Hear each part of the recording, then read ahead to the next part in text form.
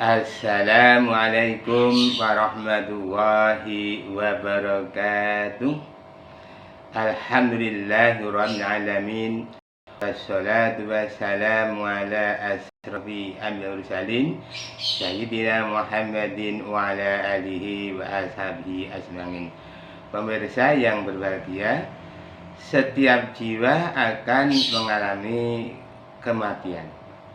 Maka dari itu, sebelum kita mengalaminya, tentu kita perlu mempersiapkan sedini mungkin. Karena banyak sekali penyesalan yang dilakukan sehubungan dengan hal tersebut di atas.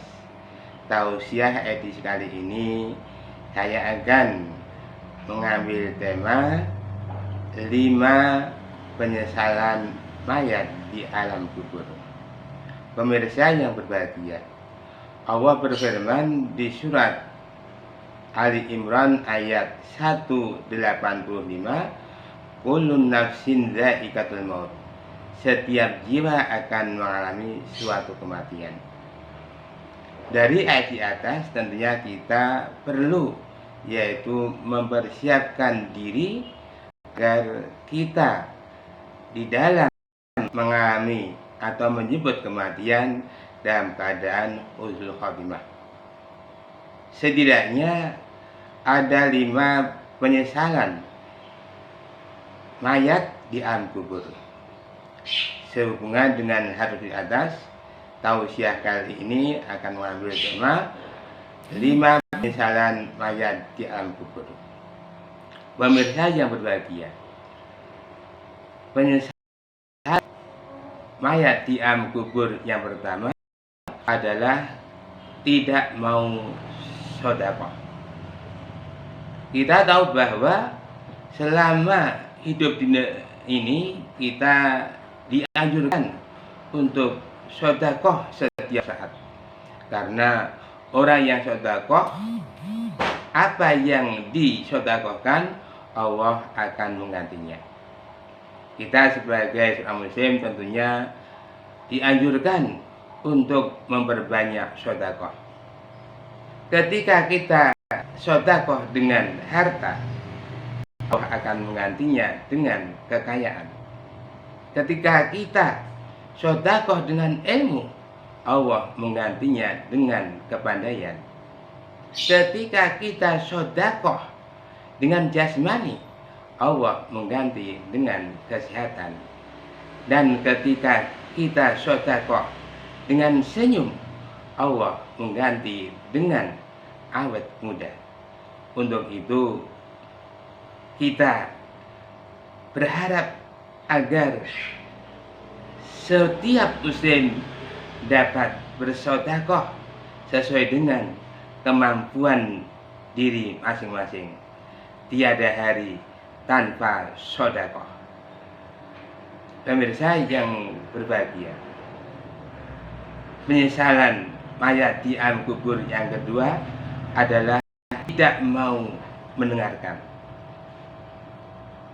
Kita tahu bahwa kita sebagai manusia tentunya banyak sekali ayat-ayat Al-Quran yang perlu didengarkan. Kita jangan sampai jadi penghuni neraka jahanam yang kebanyakan isinya adalah dari golongan jin dan manusia. Mereka diberi hati tetapi tidak digunakan untuk memahami ayat-ayatnya. Mereka diberi mata, tidak digunakan untuk melihat ayat-ayatnya. Dan mereka diberi telinga, tidak digunakan untuk mendengar ayat-ayatnya. Maka dari itu, ketika kita masih hidup, mari kita ajak diri kita, keluarga kita, saudara kita, tetangga kita, teman-teman kita untuk senantiasa mendengarkan ayat-ayat Allah, mendengarkan pengajian, mendengarkan siraman rohani, mendengarkan lantunan ayat Al-Quran. Dengan demikian manakala kita terbiasa untuk mendengarkan ayat-ayat Allah, mendengarkan pengajian, maka Allah akan memberikan yaitu derajat yang tinggi.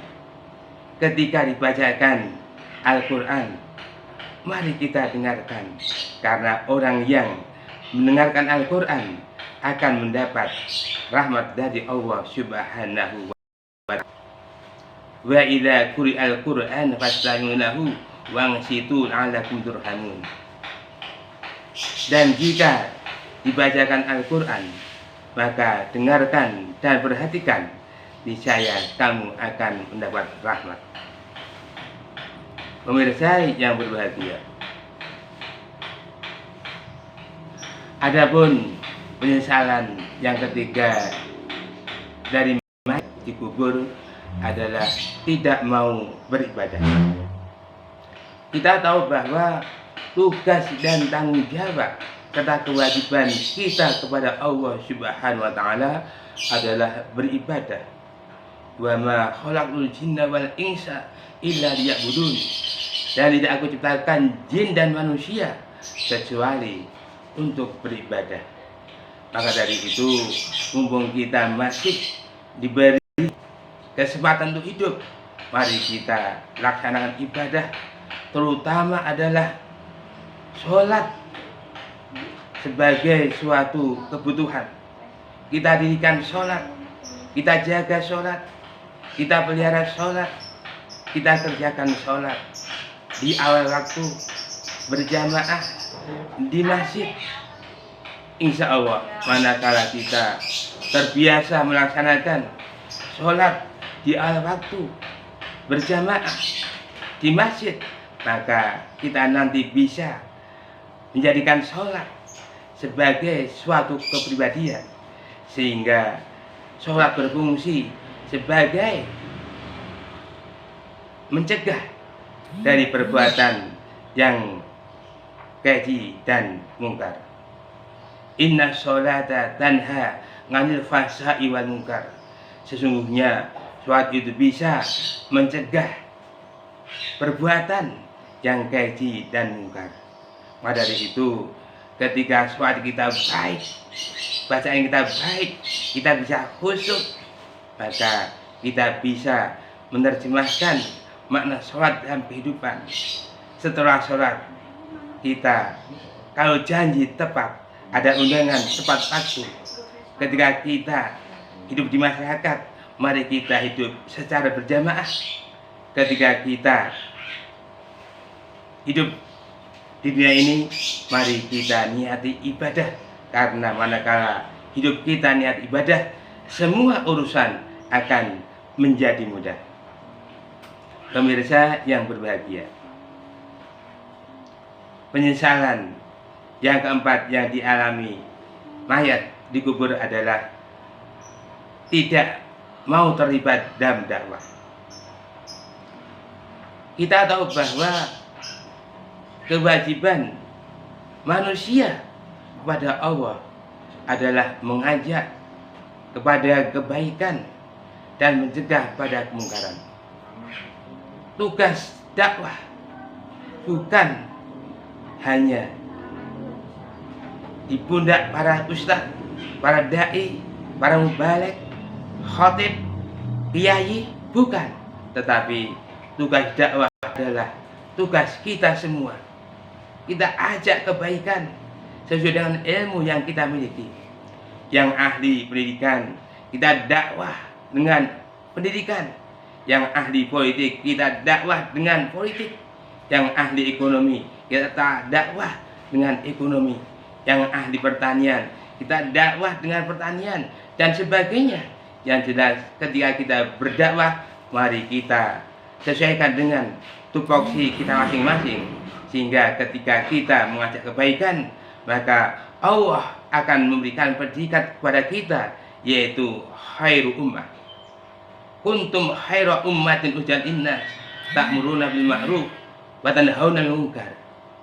Kamu semua adalah umat yang terbaik yang diadakan untuk manusia, mengajak kepada kebaikan dan mencegah pada kemungkaran.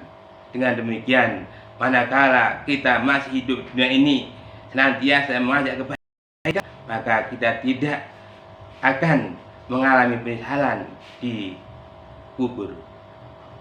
Pemirsa yang berbahagia, adapun penyesalan ayat yang kelima di alam kubur adalah memutus tali silaturahmi. Kita tahu bahwa manakala kita senantiasa bersilaturahmi, maka Allah akan melapangkan rezeki, Allah akan menambah umur. Maka dari itu jangan sampai kita memutus silaturahmi. Jangan sekali-kali kita tinggalkan silaturahmi. Ajak diri kita, keluarga kita, saudara kita, tetangga kita untuk senantiasa menjaga, memelihara silaturahmi, karena dengan menjaga silaturahmi insya Allah umur kita semakin panjang dan rezeki kita semakin luas. Maka dari itu, mumpung masih diberi kesempatan untuk hidup, mari kita jalin silaturahmi.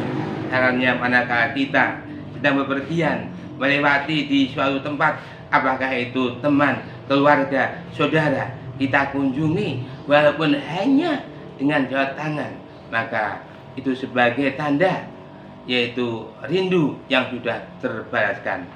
Maka dari itu, marilah kita jangan jadi orang yang menyesal manakala kita diberi kesempatan hidup di dunia ini, agar senantiasa yang pertama adalah menjaga ibadah, menjaga sedekah, menjaga silaturahmi, menjaga